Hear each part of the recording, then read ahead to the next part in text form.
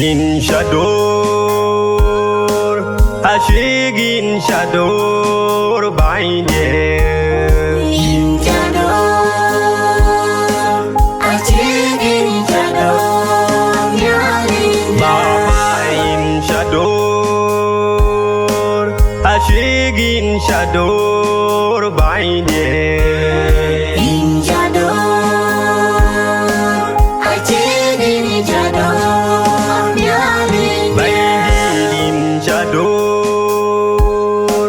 Aciek in shadow, by in shadow, Aciek in shadow, yeah, hallelujah. Piandu acerwan, guys piandu acer materi in shadow, Aciek in shadow, Yeah, hallelujah. Piandu acerwan, guys piandu acer materi in shadow, Aciek in shadow, Hey, Ashinakan Yago Baba dear.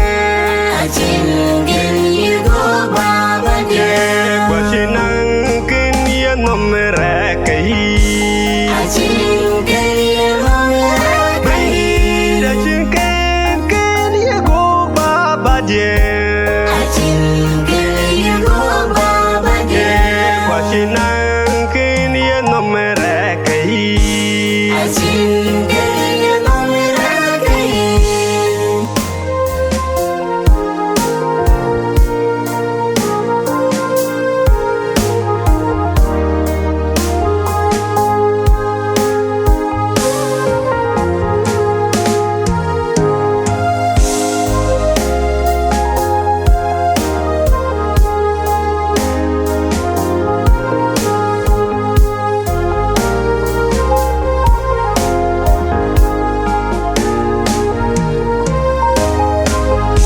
In shadow, Aciek in shadow, by in shadow, Aciek in shadow, Baba in shadow, Aciek in shadow, by in shadow, Aciek in shadow, in shadow, Aciek in shadow, by in shadow, Aciek in shadow, yeah, hallelujah. Piandu acerwan, guys piandu acer materi in shadow, Aciek in shadow, Yeah, hallelujah. Piandu acerwan, guys piandu acer materi in shadow, Aciek in shadow, Hey, Ashinakan Yago Baba dear. Aciek in go baba Yeah, Washinankan Yanomeraki. Aciek in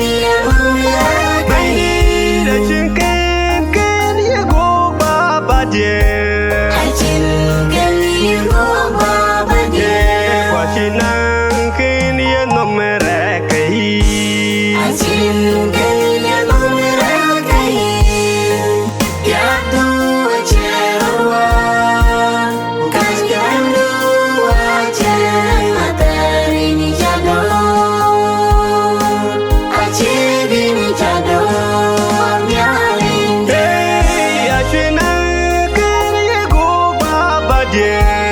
Aciek in go baba Yeah, Washinankan Yanomeraki. Aciek in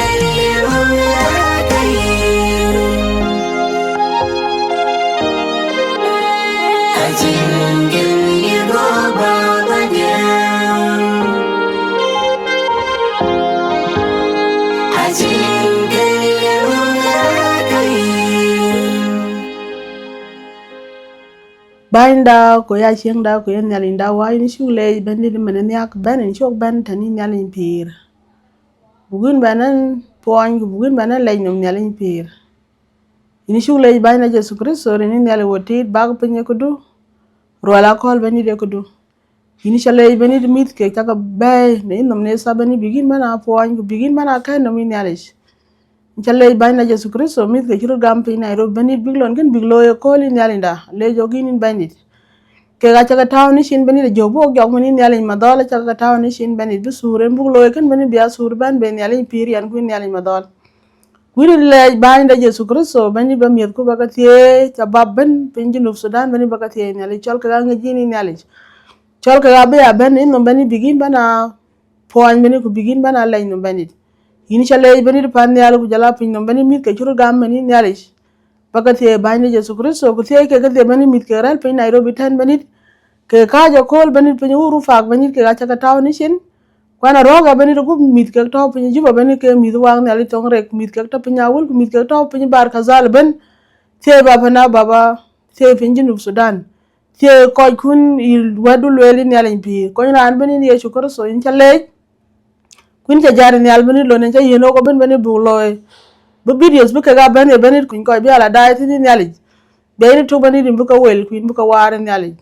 in yo ko ro kun yo tie bani ro kol bani ba bai pana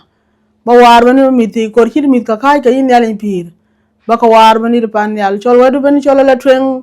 bi ship chaka kwany bani pinjinu Sudan ku jala bunu kwaran bani luin tinin banit ke ga yo ke taw ni shinin nyali madal ana rok bani de na kurwang nyali tongre bani de pan nyal ku pinman ke kin bi ship kwany tin ku jala bun ku jala ke mudur wan nyali ku jala ke rinti kwa kurok jala ay komati kwaran bani luin tinin nyali pi bani ba wotie damo ko nyal bani chol wadun ja yeno kan bani chol bug dam chol bug loy nyali ni shugle bani lon paden je ban loy ko lin bani tolon kan bani chol bi alwan dun yalit chol wabu loy gol na yin ku chol bug tol na yin ni Yesu Kristo kun buga lay kolkol darin warin ka de pin no banarian kun Yesu Kristo bandida amen